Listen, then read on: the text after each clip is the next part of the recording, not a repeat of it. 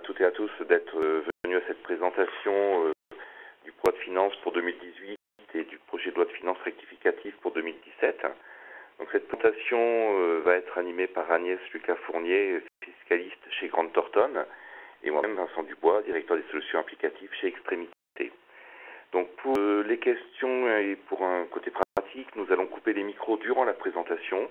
Vous avez la zone de chat pour poser les questions et nous reviendrons et nous rouvrirons les micros en fin de présentation pour répondre à vos questions. Donc je vais laisser la parole à Agnès pour la présentation. Alors bonjour à tous, bonjour à vous et merci à vous de nous rejoindre pour cette présentation. En préambule, je voulais juste vous signaler que bien sûr pour l'instant toutes les dispositions que je vais vous présenter sont déployées puisque les lois de finances et les lois de finances rectificatives n'ont pas fait l'objet pour l'instant d'un vote définitif. Alors, je vais commencer par vous exposer les différentes dispositions en matière de fiscalité d'entreprise.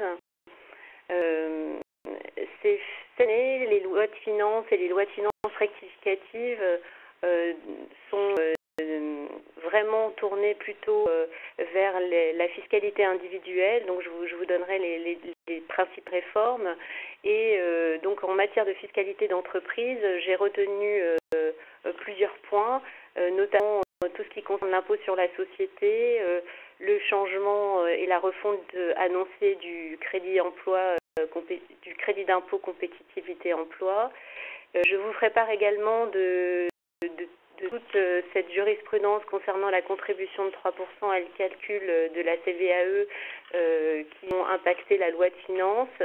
Et puis je donnerai quelques bonnes nouvelles comme la réduction des taux d'intérêt de retard et moratoire ainsi que la reconnaissance d'un droit à l'erreur.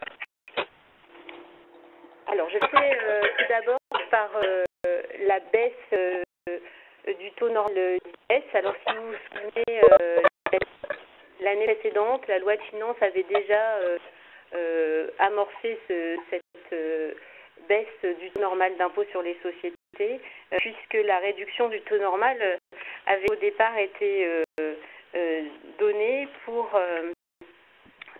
baisse de l'exercice ouvert du 1er janvier 2017 au 1er janvier 2020. Alors tout d'abord, avant de passer à la réduction du taux normal de l'impôt sur les sociétés pour les exercices futurs, je voudrais vous rappeler quel est le taux actuel d'IS pour les exercices qui sont ouverts depuis le 1er janvier 2017. Alors en fait, on a depuis le 1er janvier 2017 donc la baisse de l'impôt sur les sociétés qui s'est amorcée, notamment pour les entreprises PME qui ont un chiffre d'affaires inférieur à 7,63 millions d'euros. Ces sociétés, dès lors qu'elles ont ce chiffre d'affaires inférieur à 7,63 millions, qu'elles ont un capital entièrement libéré et détenu de manière continue pour 75% au moins directement ou indirectement par des personnes physiques, bénéficient d'un taux réduit d'impôt sur les sociétés à 15% jusqu'à 38 120 euros de bénéfices. Alors ce régime existe déjà, mais depuis le 1er janvier 2017, le taux d'IS pour ces sociétés-là passe à 28% pour la tranche de bénéfices entre 30 120 euros et 75 000 euros. Et après, vous avez le taux normal de 33 1/3 qui s'applique. Également, pour les sociétés qui ont un chiffre d'affaires compris entre 7,3 millions d'euros et 50 millions d'euros, on a déjà l'amorce de la baisse du taux normal d'IS, puisque le taux d'IS de 28% s'appliquait sur la tranche de bénéfices qui allait jusqu'à 75 000 euros. Et au-delà, c'est le taux normal de 33 1/3 qui s'applique. Que nous dit le projet de loi de finances? Le projet de loi de finances va vers l'abaissement progressif du taux normal d'IS à côté donc des exercices ouverts du 1er janvier 2018 et ce jusqu'au 1er janvier 2022. L'idée est de passer entre 2018 et 2022 à un taux d'IS qui serait de 25%. Vous voyez bien donc dans le tableau qui vous est donné que en fait le taux réduit dont je vous parlais pour les entreprises PME donc qui ont un chiffre d'affaires inférieur à 7,63 millions et qui respectent bien les conditions de détention de capital que je vous ai énoncées avant, comptent à bénéficier toujours de ce taux réduit de 15% jusqu'à 38 120 euros. On voit bien que la baisse est progressive, mais elle sera surtout notable à compter du 1er janvier 2020, puisque là, on aura ces taux de 28%, de 26,5% et de 25%. Donc, j'attire votre attention sur ces différents taux d'IS, et donc il faudra être vigilant lorsque vous allez ouvrir votre exercice, de bien vérifier les taux d'IS qui vous sont applicables. Autre bonne nouvelle de ces projets de loi de finances, ça concerne en fait le crédit d'impôt compétitivité emploi. Alors si vous vous souvenez bien, l'année dernière, la loi de finances avait changé le taux du CICE. Alors la CICE, je le rappelle, mais vous le savez sûrement, elle est constituée par les salaires qui ne dépassent pas 2,5 fois le SMIC. À compter du 1er janvier 2018, la loi de finances nous dit que le taux du CICE va être amené à 7%, mais l'idée c'est d'aller plus loin, pas de nouveau de juste moduler un taux, mais de supprimer ce dispositif à compter du 1er janvier 2017 pour le remplacer par une réduction pérenne, c'est ce qui est dit dans le projet de loi, des cotisations sociales patronales. Cette réduction donc devrait être de l'ordre de 6 points sur les cotisations sociales et patronales pour les rémunérations toujours inférieures à 2,5 fois le SMIC et pour aller jusqu'à 9,9 points pour les salariés rémunérés au SMIC. Ce dispositif serait également complété par un allègement renforcé au niveau du SMIC de 3,9 points. Donc on voit bien que l'idée c'est qu'effectivement on remodule encore une fois cette année ce taux du crédit impôt compétitivité emploi, mais on peut changer définitivement le dispositif. Dans une veine, et ce qui est un petit peu un parallèle de cette baisse du CICE et de cette refonte du dispositif, la loi de finances prévoit également la suppression du taux de 20% pour la taxe sur les salaires. Pour mémoire, la taxe sur les salaires, elle est acquittée par les employeurs qui sont établis en France dès lors qu'ils ne sont pas soumis à la TVA. Et pour calculer cette taxe sur les salaires, on applique un barème progressif. Alors je vous ai mis un tableau en fait qui récapitule les différents taux puisque le taux applicable varie de 4,25% à 20% selon le montant des rémunérations annuelles brutes. Donc, dit le projet de loi de finances, il nous expose que à compter du 1er janvier 2018, le taux le plus élevé, le taux de 20% qui s'applique aux rémunérations annuelles brutes supérieures à 152 279 euros, serait supprimé.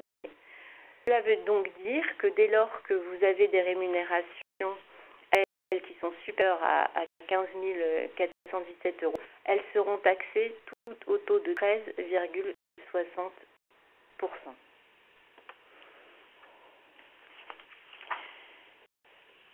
Nous avons aussi, avec le projet de loi de finances que je vous ai expliqué, c'est qu'il y a eu beaucoup de contentieux fiscaux qui ont abouti cette année et la loi de finances en prend acte, notamment concernant la suppression de 3% la suppression de la contribution de 3% sur les revenus distribués.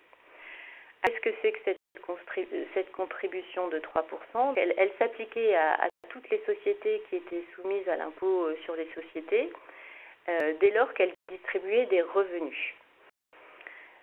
Il y a un contentieux très important qui s'est soldé par deux décisions importantes. La première, c'est la décision du Conseil d'État du 29 mars 2017 qui a considéré que constituait une discrimination le fait de réserver l'exonération de cette contribution aux seules distributions intragroupe. On disait qu'il y avait donc une différence de traitement. Puis, le Conseil constitutionnel a été saisi pour une question prioritaire de constitutionnalité. Et le 6 octobre 2017, le Conseil constitutionnel a rendu sa décision en considérant que définitivement cette contribution de 3% sur les revenus distribués était inconstitutionnelle. Cette décision est vraiment très importante pour les sociétés, surtout celles qui versaient cette contribution, puisqu'en fait, elle ouvre un droit à réclamation, et je l'exposerai un petit peu plus tard dans les actions à venir. Mais c'est une décision importante, et la loi de finances, le projet de loi de finances, prend acte de cette décision du Conseil constitutionnel en demandant de supprimer définitivement ce dispositif pour les sommes qui sont mises en paiement à compter du 1er janvier 2018. Alors, vous avez dû suivre l'actualité et cette contribution étant supprimée, c'est cette suppression qui a engendré la création d'une taxe additionnelle d'impôt sur les sociétés pour les sociétés qui ont un chiffre d'affaires supérieur à 1 milliard d'euros. Je ne vous expliquerai pas le mécanisme aujourd'hui. Notre contentieux qui a abouti cette année et qui est également traité par les projets de loi de finances, mais un petit peu d'une autre manière, ça concerne la CVAE, puisque actuellement la CVAE était calculée donc dans les sociétés intégrées fiscalement en consolidant les chiffres d'affaires de toutes les sociétés intégrées fiscalement. Alors pour mémoire, pour caler la CVAE, on applique bien un taux effectif à la valeur ajoutée au cours de l'exercice. On a un taux qui varie entre 0 et 1,5% du chiffre d'affaires. Un large contentieux juridique, le Conseil constitutionnel a là aussi rendu une décision très importante le 19 mai 2017, puisqu'il a décidé que le fait de prendre en compte l'ensemble des chiffres d'affaires des sociétés intégrées et non pas le chiffre d'affaires individuel de chaque société était contraire à la Constitution.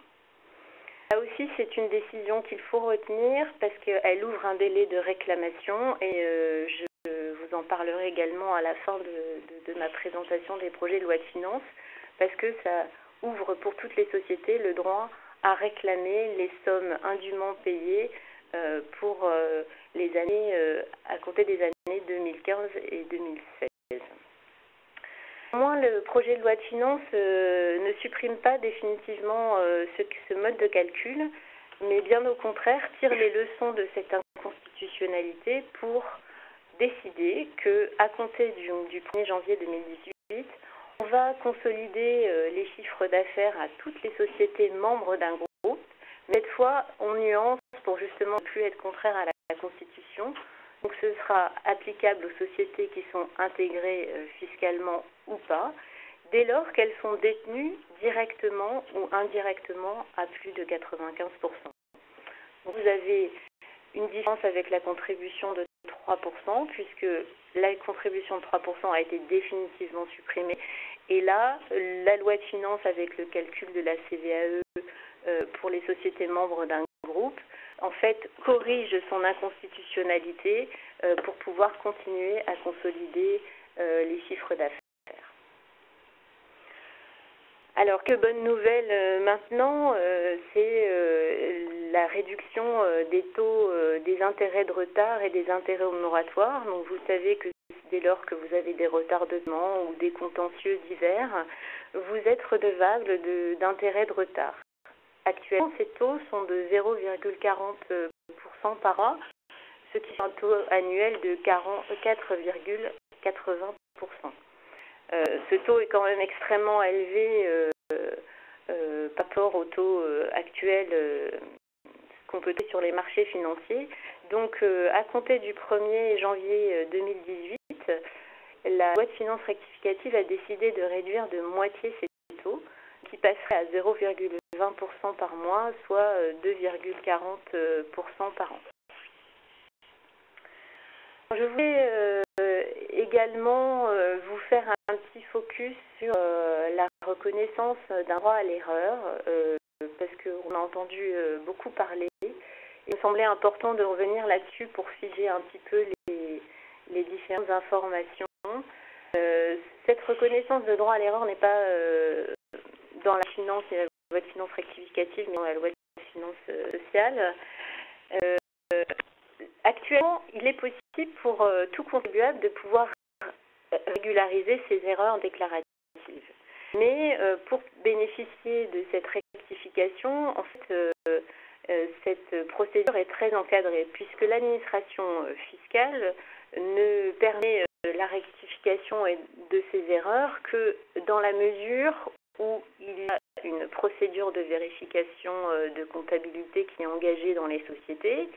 Et puis, elle demande également un formalisme important, c'est-à-dire que dès lors que la société va se voir proposer des rectifications de redressement suite à la procédure de vérification, la société doit doit faire la demande de la régularisation dans les 30 jours de la réception de cette proposition. On va dire ici que, en fait, on peut régulariser, oui, mais c'était très contraint et très réduit. Donc, l'idée, c'est d'ouvrir cette régularisation à d'autres hypothèses. Ce qui est posé là, c'est que la possibilité de pouvoir spontanément régulariser ces erreurs en dehors de tout contrôle fiscal. Et l'administration va l'accepter, mais va quand même décider d'appliquer un intérêt de retard de 0,10% par mois, qui correspond à la moitié du taux d'intérêt qui s'applique à compter du 1er janvier 2018. Cette régularisation et cette reconnaissance d'un droit à l'erreur s'appliquerait à toutes les procédures fiscales. Comme l'exposé auparavant, pour pouvoir régulariser, avant, il fallait être dans le cadre d'une procédure de vérification de comptabilité. L'administration fiscale va ouvrir à l'ensemble des procédures, c'est-à-dire aux procédures pour les entreprises, mais également pour les particuliers. La condition, bien sûr, c'est que le contribuable soit de bonne foi et qu'il puisse être possible de régulariser son erreur. Sinon, on ne pourra pas appliquer ce droit à l'erreur.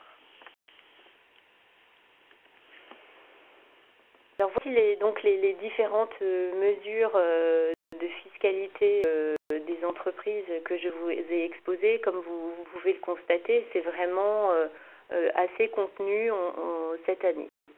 Les grandes réformes vont porter sur la fiscalité individuelle avec 3 réformes importantes cette année. Donc le prélèvement forfaitaire unique de 30% sur les revenus mobiliers, ce qu'on appelle communément la flat tax. Également un nouvel impôt sur la fortune, puisque l'impôt de solidarité sur la fortune va être transformé en impôt sur la fortune immobilière.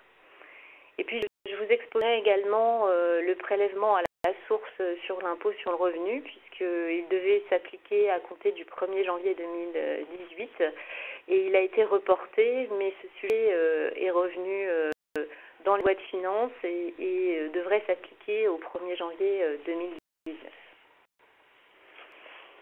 Alors, concernant le prélèvement forfaitaire unique, c'est vraiment une des grandes réformes de ces projets de loi de finances. L'idée est de refondre complètement en fait le régime d'imposition des revenus de l'épargne.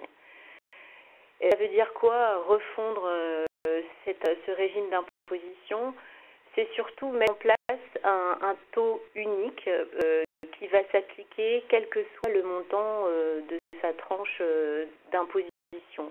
Puisque on va avoir un prélèvement qui, quoi qu'il arrive, sera au taux de 30% et se composera donc de la manière suivante. Vous aurez 12,80% qui seront prélevés au titre de l'impôt sur le revenu et 17,20% qui correspondront aux différents prélèvements sociaux.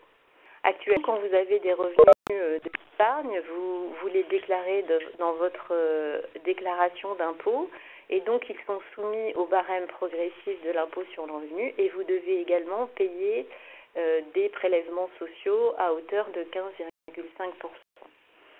Donc là, on aurait ce prélèvement forfaitaire de 30% globalement. Je dois vous dire également que ce paiement forfaitaire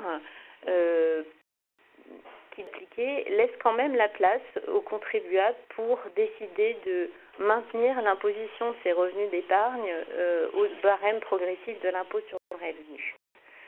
L'option devra être faite dans la déclaration d'impôt. Elle doit être donc expresse. Elle sera irrévocable, c'est-à-dire que le contribuable ne pourra pas changer d'avis entre eux. Une fois qu'il aura fait l'option, les revenus devront être imposés selon l'option qu'il a faite. Et ce sera une option qui sera globale. Alors, qu'est-ce que ça veut dire une option globale? C'est-à-dire que dès lors que le contribuable veut soumettre à l'impôt sur le revenu au taux progressif ses revenus d'épargne, il le fera pour tous les revenus. On ne peut pas séquencer tel revenu, par exemple des dividendes, je veux les soumettre à l'impôt sur le revenu, mais certaines de mes plus-values, je veux les opter au prélèvement forfaitaire. Ça, ce ne sera pas possible. Ce sera tous les revenus et pas par catégorie. Alors, je vous ai fait un petit tableau parce qu'il me paraissait important en fait de voir quel est l'intérêt d'opter non pour le barème progressif par rapport au prélèvement forfaitaire unique. Alors, vous avez donc en bleu les taux moyens d'imposition. En fait, ce sont les tranches d'impôt, selon que vous avez une tranche d'impôt comprise entre 0 et 45%. Et après, tout ce qui est violet, en fait, c'est l'imposition progressive de l'impôt sur le revenu, plus les prélèvements sociaux, qui nous fait un total de prélèvements. Et puis, il faut comparer à la colonne la plus à droite, qui est en rouge, du prélèvement forfaitaire unique avec les prélèvements sociaux, qui, eux, prévoient de toute façon, quoi qu'il arrive, un taux d'imposition à 30%. Quand on regarde ce tableau, on voit très vite l'intérêt du prélèvement forfaitaire unique, puisque dès lors qu'on est à une tranche d'imposition moyenne de 14%, déjà, si on ne décide pas d'être au prélèvement forfaitaire unique, un taux d'imposition de 30,25% avec les prélèvements sociaux. Donc on évite que le prélèvement que le prélèvement forfaitaire unique est vraiment très intéressant. Ce qui est intéressant de savoir, c'est quels revenus vont être concernés par le prélèvement forfaitaire unique. Le prélèvement forfaitaire unique, il va s'appliquer à l'ensemble des revenus imposables dans la catégorie de capitaux mobiliers. Donc, c'est-à-dire les dividendes, les revenus qui sont distribués et les produits de placement revenus fixes. Ce sont les revenus qui seront perçus à compter du 1er janvier 2018. Le projet de loi de finances nous dit également que serait soumis à ce prélèvement forfaitaire unique tout ce qui est intérêt de plan d'épargne logement, compte épargne logement qui sont ouverts, je tiens à préciser, ouverts à compter du 1er janvier 2018. Également des gains de cession de valeurs mobilières et de droits sociaux pour les particuliers, également pour les cessions qui seraient réalisées à compter de 2018. Et puis aussi pour les produits de contrats d'assurance vie qui ont un encours supérieur à 150 000 € pour l'achat effectué à compter de 2018. Et puis qui sont attachés à des versements effectués à compter du 27 septembre 2017. Alors pourquoi cette date du 27 décembre 2017? C'est puisque l'administration fiscale en fait a voulu figer cette date pour éviter en fait toute optimisation des contrats d'assurance vie à partir de cette date.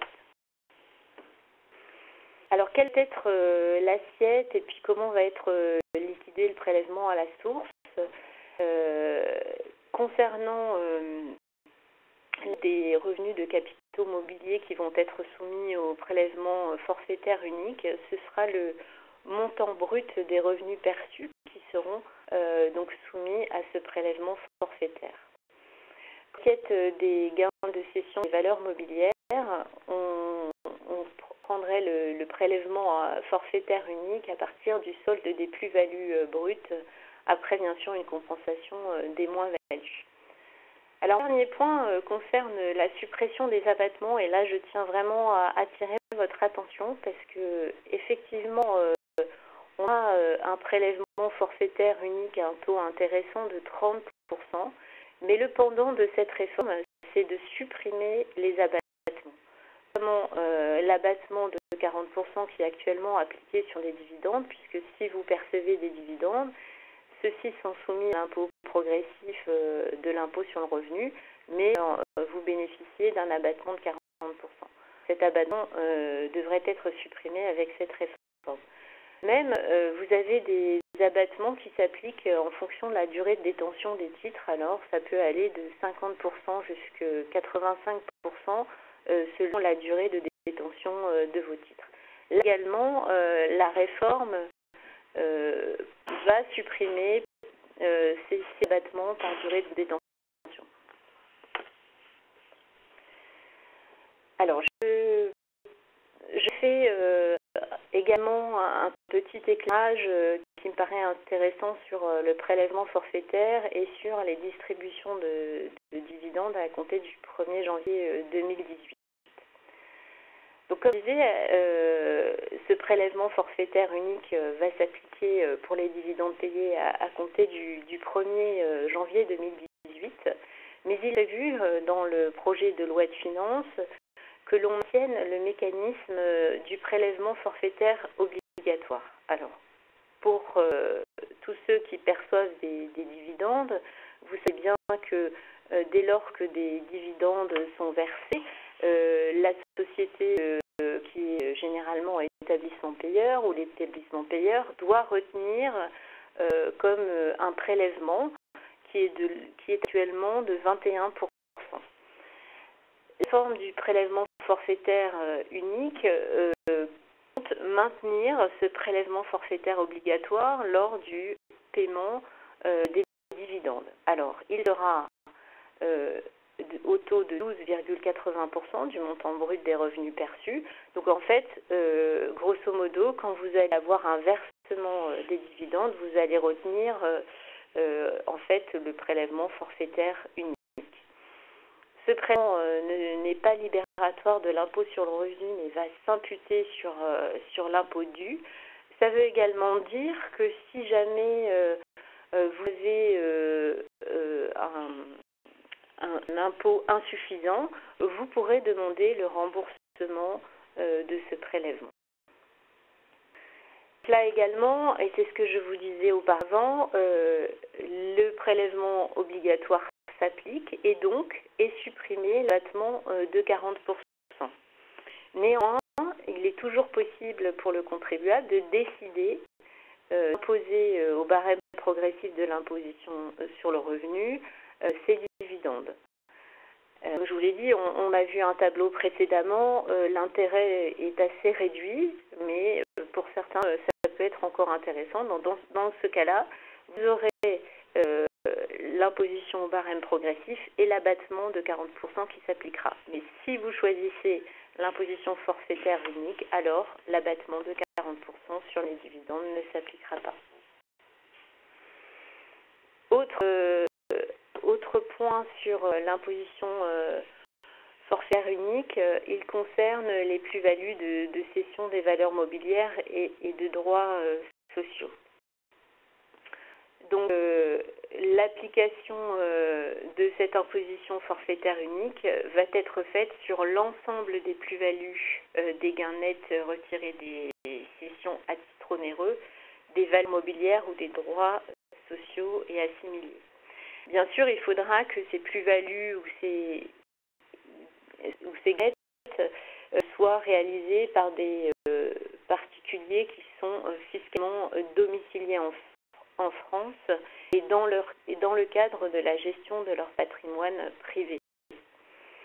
Alors, j'ai mis là quelques exemples, donc ça va concerner certaines distributions d'actifs et de plus-values de PDM, des plus-values d'apport lorsque ces apports sont faits à une société contrôlée et que ces apports sont réalisés à compter du 1er janvier 2018 et placés sous un régime de report d'imposition. Et ça concerne également les plus-values et créances de l'exit tax. L'exit tax, c'est quoi? C'est quand un redevable fiscalement domicilié en France transfère son domicile, par exemple en Belgique ou dans un autre pays de l'Union européenne, et donc on a un dispositif fiscal particulier qui s'applique. Autre point qui me paraissait important de faire, c'est l'application de l'imposition forfaitaire unique avec le régime de faveur des dirigeants pour leur départ à la retraite et donc la cession de leurs titres. Actuellement, il y a en fait un régime de faveur qui s'applique à toute cession à titre onéreux qui est réalisée par des dirigeants de PME jusqu'au 31 décembre 2017 de cette année. Donc, ce régime de faveur, c'est-à-dire que sur les plus-values de cession, on applique un abattement fixe de 500 000 € sur les gains réalisés et après, on applique des abattements pour durée de détention, c'est ce dont je vous parlais, soit des abattements à 50%, soit à 65% si on détient les titres depuis plus de 8 ans, et même dans certaines conditions, on pouvait aller jusqu'à 85% d'abattement. Donc on avait un régime de faveur très intéressant, et l'idée c'était de favoriser en fait cette passation entre les dirigeants qui veulent partir à la retraite et les nouveaux dirigeants. On voulait instituer une incitation à la transmission.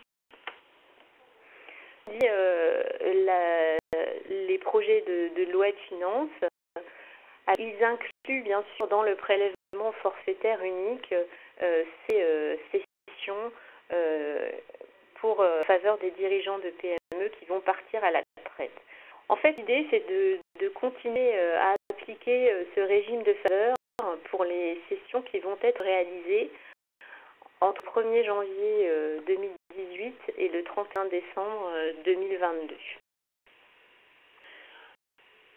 Les plus-values donc, qui vont être créées par cette cession vont être soumises de plein droit au prélèvement à la source, c'est ce que nous dit le projet de loi de finances. Néanmoins, on laisse toujours l'option pour le contribuable d'opter pour l'imposition au barème progressif de l'impôt sur le revenu. Alors là, c'est vraiment très important parce qu'en fait, on voit qu'on a ce dispositif du régime de faveur et il faudra arbitrer selon l'intérêt ou non d'opter pour ce barème.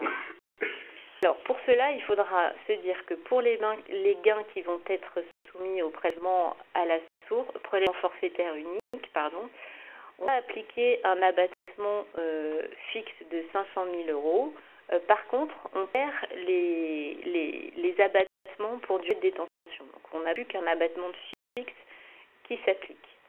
Néanmoins, la loi de finances a voulu introduire un petit peu une progressivité et puis dans cette imposition en conservant un petit peu une partie du régime de faveur en disant que pour les titres qui sont acquis ou souscrits avant le 1er janvier 2018, dès que vous allez soumettre au barème progressif de l'impôt sur le revenu, vous aurez le choix, soit en appliquant l'abattement fixe de 500 000 €, soit en appliquant les abattements pour durée de détention, généralement entre 65 et 85%. Les titres qui sont acquis ou souscrits après le 1er janvier 2018, seul l'abattement fixe de 500 000 € s'appliquera. Ça veut donc dire que dès lors que vous êtes concerné par ce dispositif, il faudra bien vérifier le régime le plus intéressant pour vous. Est-ce que c'est seulement le prélèvement forfaitaire unique avec l'abattement fixe ou dire préfère soumettre au barème progressif de l'impôt sur le revenu et soit bénéficier de cet abattement fixe, soit bénéficier de l'abattement pour durée de détention. Donc ce sera vraiment au cas par cas et il faudra bien vérifier quel est le plus intéressant.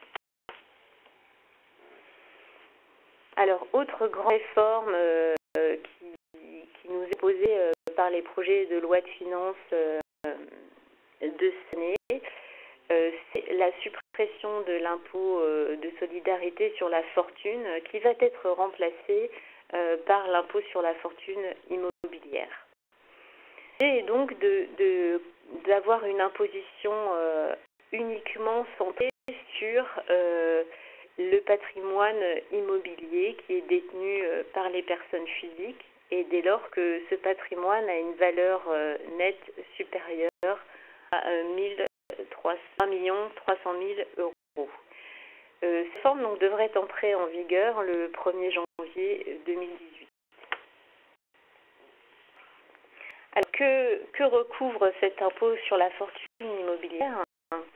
Donc, l'ensemble des biens et droits immobiliers vont être concernés par cet impôt sur la fortune. Mais non seulement les droits et biens détenus directement par le redevable au 1er janvier de l'année d'imposition, également toutes les parts ou les actions qui sont détenues dans les sociétés qui ont leur actif ces droits.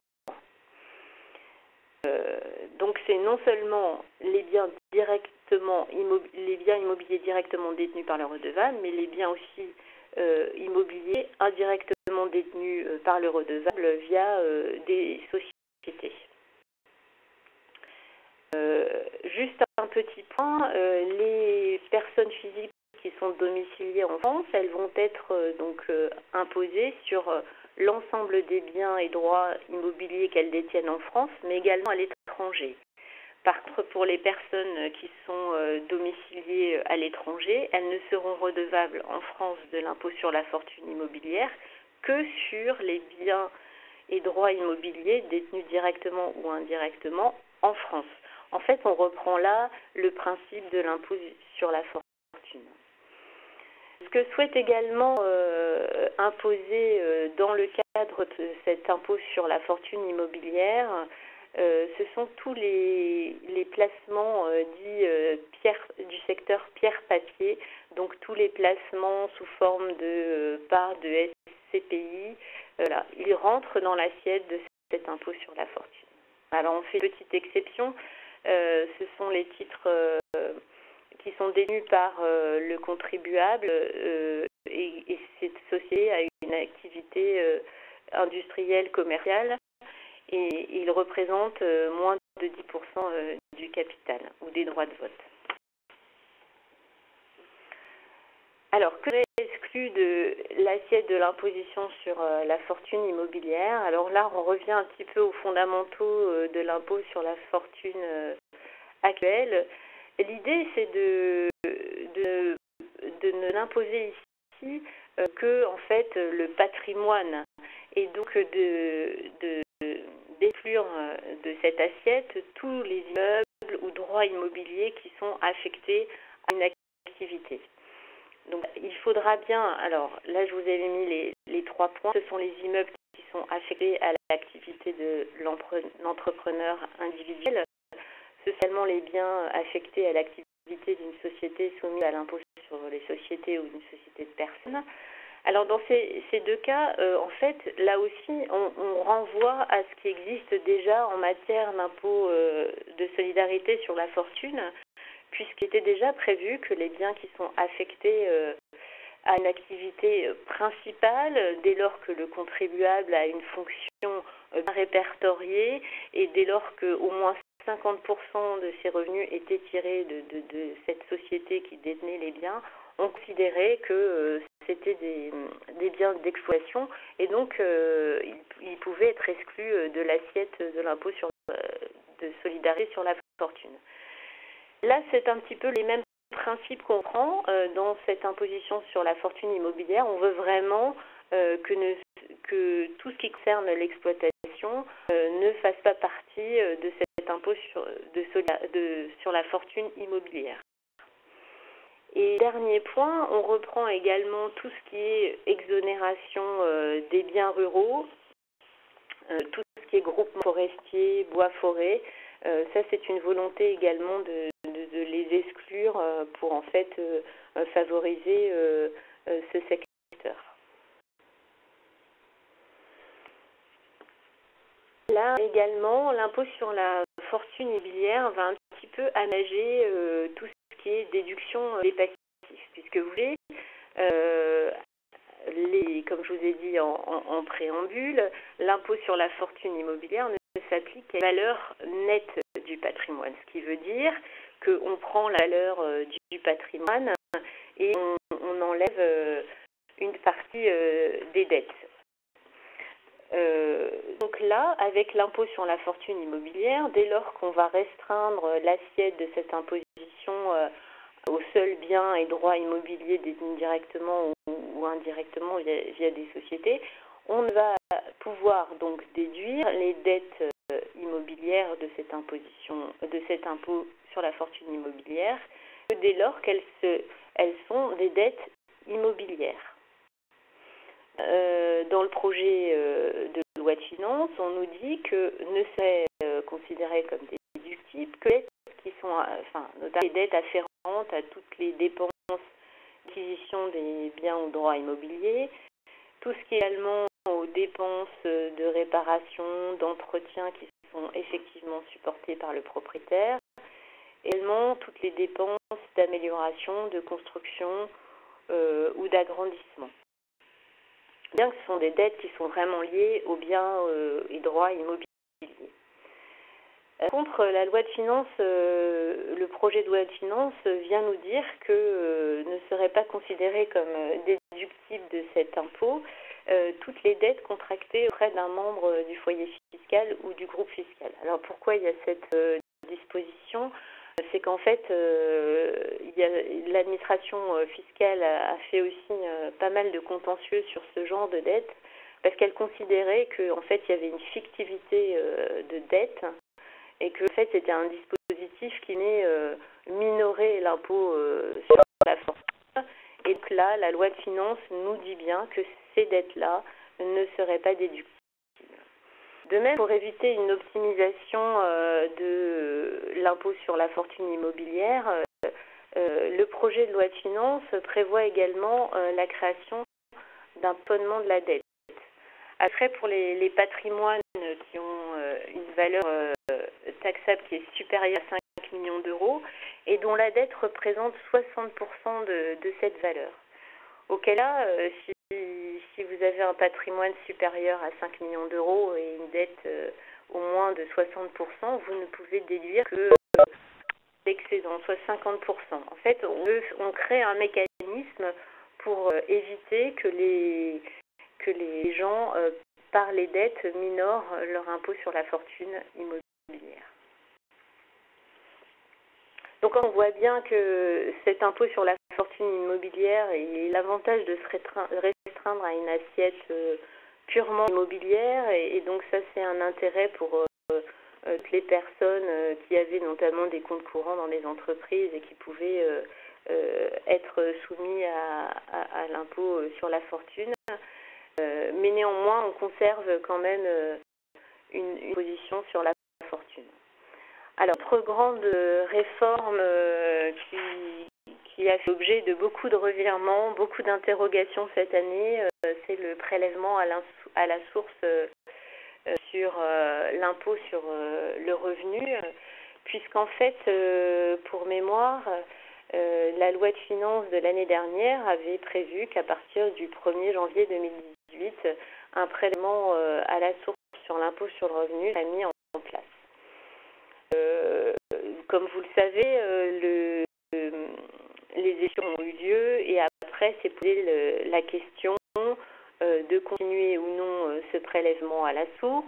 Une phase de test a été faite au cours du mois de septembre-octobre avec des entreprises qui ont bien voulu pour en fait faire un petit bilan sur ce prélèvement à la source, est-ce que ça engendrerait comme coût et comme traitement pour les entreprises. Après cette phase de test, donc le prélèvement est revenu à la source. Ce prélèvement à la source est revenu sur le devant de la scène dans les ordonnances. Et là, la loi de finances nous dit qu'à partir du 1er janvier 2019, il devrait s'appliquer. Comme auparavant, il concernerait bien sûr tout ce qui est traitement, salaire, toutes les pensions, les rangères. Il s'appliquerait aussi aux revenus BIC, bénéfices agricoles et bénéfices non commerciaux, ainsi qu'aux revenus fonciers. En fait, on reste sur ce qui avait été décidé précédemment. Comme modalité de prélèvement, ça serait pour l'instant la même chose que décidé aussi actuellement, c'est-à-dire que dans l'idée, d'ici l'été, l'administration fiscale va transmettre à chaque contribuable son taux de prélèvement et devrait en fait lui faire une simulation de ce que ça impacterait pour lui. Il est toujours possible d'appliquer un taux neutre. En fait, une fois que chaque redevable aura son taux d'imposition qui sera déterminé, il pourra même demander à ce que sa société lui applique un taux neutre. On continue à pouvoir modeler légèrement son taux d'imposition si jamais vous avez des revenus qui sont vraiment plus en adéquation avec ceux que vous payez actuellement. Et puis, dès lors qu'il y a une situation qui change dans la vie du redevable, il devra en faire la déclaration auprès de l'administration. Même chose, en fait, on avait le principe de ce prélèvement qui est acté, mais également le principe de la continuité de la déclaration de revenus qui doit être sous forme papier ou Internet. Donc en fait, le prélèvement à la source ne changera pas les modalités de déclaration d'impôt sur le revenu telles qu'on les connaît actuellement. De même, bien sûr, l'année 2018 ne sera pas une année complètement blanche. Donc il y a bien effectivement un crédit d'impôt dit de modernisation et de recouvrement qui devra être mis en place pour pas que les contribuables payent sur une année 2 ans d'impôt. Mais bien sûr, l'administration a pensé à ces optimisations possibles et donc encadre strictement en fait cette année blanche. Elle va notamment vérifier si jamais vous avez des modulations de revenus importantes. Elle va faire une comparaison entre les 3 dernières années et puis cette année 2018 pour être sûr que vous n'optimisiez pas cette année blanche pour ne pas payer d'impôts. Et aussi tout un encadrement avec les revenus fonciers, parce que vous savez que les revenus fonciers peuvent générer des déficits fonciers. Et donc là aussi, l'administration fiscale est très attentive à ces points-là et va traquer les possibles optimisations. Donc voilà, pour le prélèvement à la source, on devrait en avoir un peu plus d'informations après le vote par la loi de finances. Il est vrai que pour l'instant, ce dispositif revient peu modifié finalement par rapport à sa version d'origine. Donc il faudra suivre dans les prochains mois sa mise en œuvre et on espère que tout se déroulera comme prévu. Alors, j'ai voulu également, après vous avoir fait part des grandes réformes en matière de fiscalité individuelle et des différents points sur la fiscalité d'entreprise, faire un petit point sur les différentes actions à mener d'ici la fin de l'année, parce que vous savez que si vous avez des réclamations à faire, c'est jusqu'au 31 décembre 2017. Premier point qui me paraissait intéressant de rappeler, même si je pense que vous êtes bien au courant, que vous avez été alerté sur ce point, c'est tout ce qui concerne la certification des logiciels et des systèmes de caisse qui doit être faite à compter du 1er janvier 2018. Donc, ça concerne les sociétés qui facturent à des non-assujettis. Maintenant, ça a été très encadré, très documenté par l'administration. Normalement, les éditeurs de logiciels ont fait le nécessaire pour avertir leurs clients, pour certifier ces logiciels, pour qu'ils répondent bien aux différentes conditions posées par l'administration fiscale. Bon, c'était un rappel parce que voilà, nous sommes fin décembre et c'est important de savoir que cette obligation s'appliquera bien à compter du 1er janvier 2018. Autre rappel, donc vous devez savoir effectivement complètement être au fait de ce changement. Ça concerne en fait la taxe sur les véhicules de société, puisque vous savez que maintenant on a un changement des modalités d'imposition de cette taxe sur les véhicules de société, puisque auparavant on avait une période d'imposition qui allait du 1er octobre de l'année N au 30 septembre de l'année N+1, donc on était en décalé par rapport à l'année civile. Maintenant, il est décidé que la taxe sur les véhicules de société serait imposée sur l'année civile. Donc ça avait déjà dû le faire puisque vous avez eu déjà des paiements à ce titre. Je reviens sur les deux contentieux dont je vous parlais au début de cette présentation qui concernent la contribution de 3% et le calcul de la CVAE dans les groupes intégrés. Donc, comme je vous le disais, pour la contribution de 3%, le Conseil constitutionnel a décidé donc le 6 octobre 2017 que ce dispositif était inconstitutionnel. Donc, à compter de cette date, vous êtes en droit de réclamer ce qui a été indûment payé. Pour ça, donc, vous devez faire, concernant les revenus l'année 2015, vous devez faire une réclamation contentieuse avant le 31 décembre de cette année. Il faut bien l'avoir en tête. Donc, cette réclamation contentieuse doit être faite par écrit, en lettres recommandées avec accusé de réception. Et donc, vous devez justifier du versement de cette contribution et donc bien rappeler la décision du Conseil constitutionnel dans votre courrier et l'administration, comme cette décision est définitive et foi, vous remboursera le trop versé.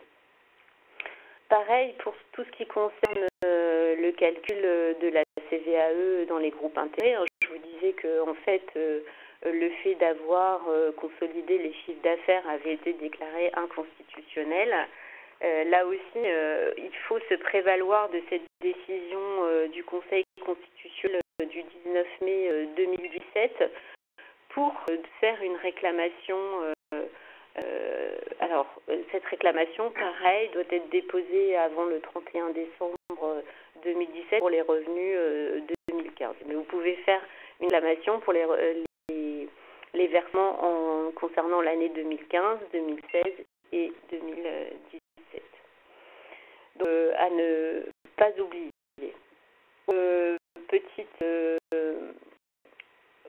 Ça concerne la TVA. Si jamais vous avez eu au cours des 2 dernières années des TVA qui ont été acquittés à tort parce que finalement l'opération a été annulée ou est impayée, alors vous pouvez demander la restitution de la TVA et formuler une demande de remboursement. Bien sûr, auparavant, l'administration va vous demander d'avoir rectifié les factures qui ont été émises, soit en émettant un avoir, en les rectifiant. Donc vous avez également jusqu'au 31 décembre pour faire cette demande. Donc voir les différents points sur les lois de finances et les projets de loi de finances. Et je reste à votre disposition si vous avez des questions. Et je vous remercie. Agnès, pour cette présentation claire et détaillée de la loi de finances. Alors, juste un petit appel pour les prochains événements. Il y a un webinar et un séminaire présentiel. Alors, ça, c'est chez Extrémité, le séminaire le 19 décembre au matin pour un rappel sur la DADS 2017 pour ceux qui sont concernés. SN 2018 et les choses à venir. Ce séminaire sera fait en webinar l'après-midi du 19. Le 9 janvier à 14 h, nous aurons la chance de pouvoir faire un événement en collaboration avec Grant Thornton et Extrémité sur un rendez-vous cette fois-ci social, donc qui rentrera plus dans le détail des réformes applicables sur 2018. Et le 18 décembre à 14 h, dans les locaux d'Extrémité, un séminaire sur la loi RGPD, pour vous donner le détail sur cette loi qui va s'appliquer à partir de mai de l'année prochaine sur les fichiers. Donc vous allez être sollicité et invité par mail à ces différents événements. N'hésitez pas à vous inscrire. Donc nous allons passer aux questions-réponses. Donc avant d'ouvrir les micros. Ah oui, effectivement, c'est pas sur le document, il doit y avoir une petite coquille, c'est pas le 18 décembre, mais c'est le 18 janvier pour la loi RGPD. Avant d'ouvrir les micros, si vous avez des questions, vous pouvez les poser via le chat. Je ne vois pas de questions. Alors on va les micros par un. On va vous demander effectivement de ne pas parler tout le monde en même temps. J'ouvre le micro. Y a-t-il des questions?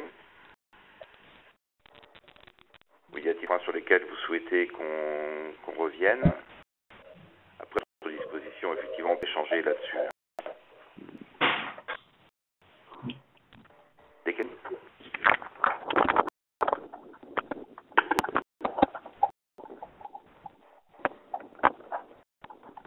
Moi, j'en ai un. Bonjour, c'est Madame Landel, bonjour. Bonjour, Madame Landel. Concernant le taux d'IS à 28% pour cette année, il faut que ça soit détenu au niveau des parts sociales par des personnes physiques. Pour le taux de 15%, vous voulez dire? Non, 28. Oui, là c'est effectivement le chiffre d'affaires et après les sociétés communautaires. Mais ça après je peux vous redonner plus précisément les conditions si vous voulez. Oui. Je vous ferai un mail avec les problèmes. Pour avoir le support par mail. Oui, on vous donnera. Le support sera aussi accessible sur la chaîne YouTube d'Extrémité, oui. Et on pourra faire parvenir le support par mail, il n'y a pas de souci, bien sûr. Si. D'autres questions? À 30% au moment où on fait sa déclaration d'impôt? On peut le faire. J'ai entendu la question, je ne sais pas qui. Oui, moi j'ai une question. Si on veut prendre l'option pour la flat tax à 30%, concrètement en 2018, comment ça se passe? Est-ce que ça se passe au moment de la déclaration des revenus? Est-ce qu'on peut le faire avant? Non, ce sera dans la déclaration. Effectivement. C'est pour faire la déclaration des revenus, souvent c'est vers le mois d'avril dans ces eaux-là. Donc oui, ça veut dire si auparavant, par exemple, on voulait avoir des dividendes, par exemple dans le mois de janvier ou février, c'est pas possible de bénéficier de la flat tax, du coup, puisqu'on n'a pas encore opté. Si vous voulez faire en fait, ce qui va se passer, c'est que quand vous allez distribuer les dividendes, a priori, vous allez devoir faire ce que je vous disais, le prélèvement forfaitaire obligatoire. L'établissement payeur va retenir 12,80% sur ces revenus-là. Donc en fait, il y a un premier prélèvement qui est fait et après, effectivement, si vous décidez de faire une option pour le taux progressif de l'impôt sur le revenu, vous le ferez dans votre déclaration d'impôt. Mais de toute façon, vous avez déjà un premier prélèvement qui va se faire. 80%, mais... Oui, voilà. Et après... vous décidez d'opter pour pour la taxe, par exemple, qui paye le reste, parce que le contribuable, je veux dire, celui à qui on a distribué va avoir le brut moins les 12,80%. Il devait être ce sera viré sur son en conférence. Oui, alors, attendez. Excusez-moi, parce qu'on vous entend très très mal. Je ne sais pas si vous avez mis le haut-parleur ou pas, si vous pouvez prendre le téléphone, parce qu'on... Parce que je suis loin du haut-parleur, c'est pour ça. Oui, donc voilà, le versement qui va être effectué sur le compte du bénéficiaire des dividendes, il aura donc le brut moins les 12,80%. Et à comment il va payer le solde? C'est lui personnellement ou c'est la société qui va le faire si par exemple il est au RSI comme c'est des charges sociales? Comment c'est? Normalement, c'est comme actuellement. Enfin, il y a le premier prélèvement qui est fait et après, c'est au niveau de la déclaration de revenus que c'est. Donc on continuera à le payer sur nos déclarations de revenus, le solde en fait. Oui, mais vous décidez de faire le barème progressif de l'impôt sur le revenu. Oui. Il y a l'histoire des tiers et au mois de septembre, on régularise la différence, c'est ça. Oui. Si vous faites cette option. Si on fait la flat tax. Taxe, en fait, ça va. Alors moi, si je comprends bien, c'est qu'on fait le prélèvement forfaitaire obligatoire. Ça revient à prélever tout ce que vous allez devoir payer au titre de la flat tax. Et après, j'imagine, enfin, j'ai pas vu encore les déclarations d'impôt, comment elles vont être faites, mais peut-être que vous allez devoir déclarer, mais vous déclarerez comme quoi ça a déjà été soumis au prélèvement libératoire, au prélèvement obligatoire, en fait. C'est pas encore d'imprimé fiscal par rapport à cette flat tax. Non, ça on l'a pas encore, hein, c'est vraiment. Du tout, comment ça va se passer comme ça. Et ça va sortir à quel moment Très bien, ça va très bientôt sortir puisqu'en fait les lois de finances vont être votées de façon définitive. Après, on aura peut-être un passage par le Conseil constitutionnel, mais après l'administration, une fois que tout est voté, elle va mettre en place ces nouveaux formulaires avec les millésimes. Hein. D'accord. Et de toute façon, le contribuable qui payera, on n'est pas dans le cadre des RSI. C'est la société qui paye les charges sociales une fois le revenu versé. Je pense que ça changera pas tellement par rapport à ce qui est fait actuellement, sauf que c'est les taux qui vont changer. Là, pour l'instant, vous avez un prélèvement obligatoire de 21% qui est fait sur les dividendes. Et vous devez faire une déclaration, vous remplissez un imprimé et vous taxez au taux de 21%. Donc, bon, pour moi, c'est du changement. Mais après, ils vont peut-être plus préciser, hein, parce que vraiment, voilà. C'est pas encore précisé, quoi. Ouais. Merci. Question sur le chat. Si l'exercice du 1er juillet 2017 au 30 juin 2018, quel taux applique-t-on à la déclaration en septembre 2018? Est-ce ce tableau? On prend le taux applicable à compter de l'exercice ouvert au 1er janvier 2017. Là, nous sommes sur les taux ici, sur ce tableau-là. Pour Madame Char, ce sont le tableau à l'écran.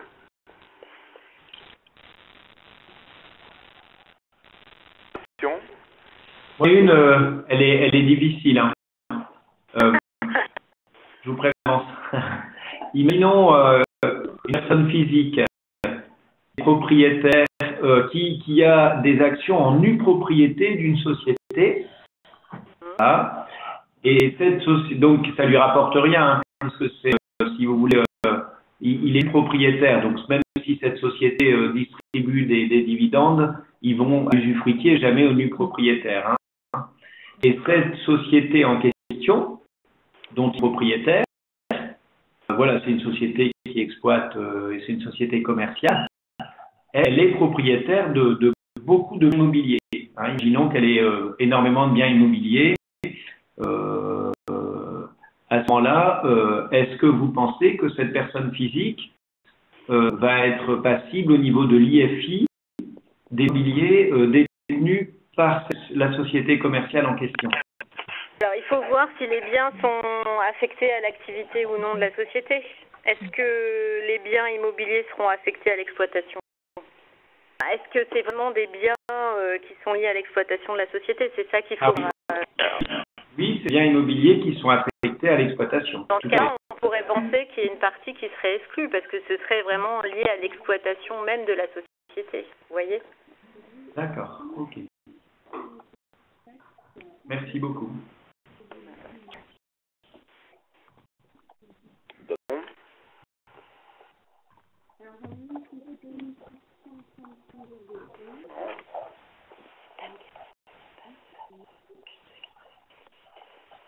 Faire le PSU, l'option à l'impôt revenu est possible à tout moment. Ça veut dire que dans un premier temps, laisser le PSU courir et après, en second temps, opter pour l'IR. Est-ce que c'est possible? Pour quel type de revenus vous voulez, enfin, est-ce que vous parlez des dividendes ou pas ou...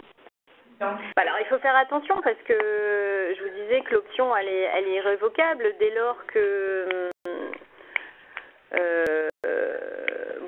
vous allez mettre en paiement vos dividendes. Moi, je comprends que de toute façon, il y a le prélèvement obligatoire qui va se faire. Et c'est effectivement dans votre déclaration d'impôt, là, vous ferez l'option. Mais une fois que vous ferez l'option, vous ne pourrez plus revenir en arrière. Même dans le cas où on prend la flat tax et un jour on décide de revenir sur l'IR, on ne pourrait pas. Non, mais pour l'année. Hein.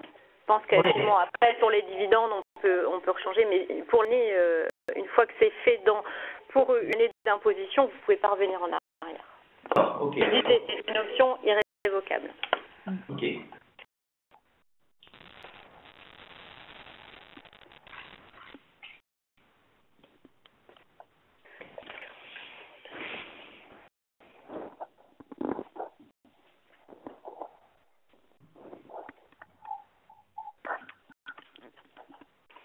D'autres questions? Après, nous restons à votre disposition. Vous pouvez échanger par mail, nous contacter. Bon. Oui, je n'ai pas de questions sur le chat, ni de questions par le téléphone. Alors, la présentation, je vous rappelle, sera disponible sur la chaîne YouTube d'Extrémité. Elle pourra vous être envoyée par mail. S'il n'y a pas de questions complémentaires, nous allons en rester là. Et je vous invite à vous inscrire aux prochains événements pour suivre les actualités. Une question, apparemment peut-être, j'ai Cathy. Une question, allez-y. J'ai pas de son. La question via le chat si vous voulez.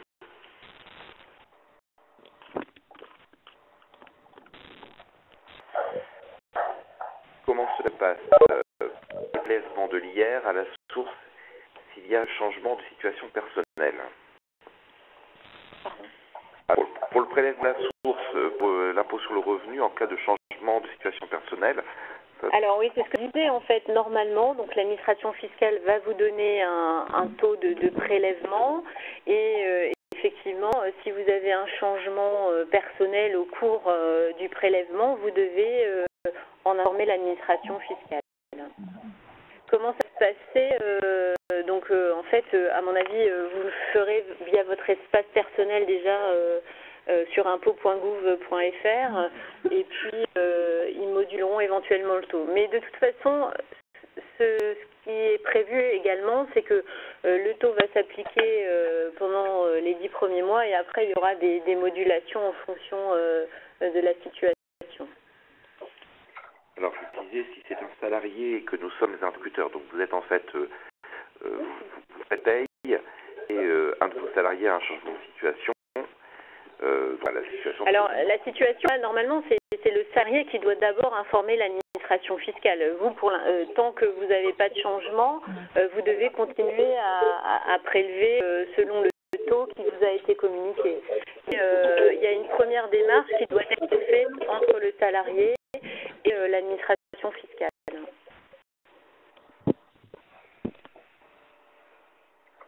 Ce qu'il faut savoir, enfin j'ai oublié de le dire, mais vous savez, vous avez la dématérialisation des SN et c'est ça l'idée aussi, c'est que en fait il va y avoir vraiment une transparence avec l'administration fiscale. Donc voilà. Mais de toute façon, la première relation, c'est toujours la personne et l'administration fiscale. Donc dans ce cas-là, vous le dirigez vers le centre. C'est bien le centre des impôts dont il dépend.